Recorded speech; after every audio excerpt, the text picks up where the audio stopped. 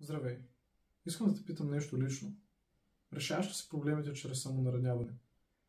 Знам, че аз го правех, но вече не го правя. Искам да споделя това, което си мисля, че на мен ми е помогнало, с надеждата, че може да помогне и на теб.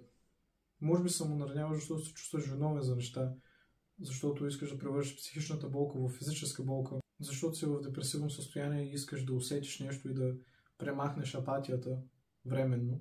Каквато и да е причината и колкото клиширано да звучи, не това е решението.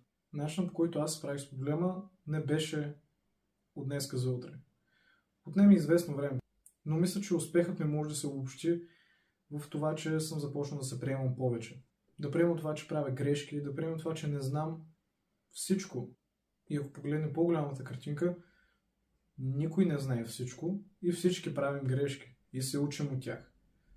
Няма нужда да се самонаказвам. И ако има нещо, с което ми е трудно да се справя, мога да споделя на Бог, мога да пиша в дневника си, да поговоря с психолога си, да поговоря с приятел. Това са няколко опции, които аз имам и които може би и ти имаш, но не се възползваш от тях.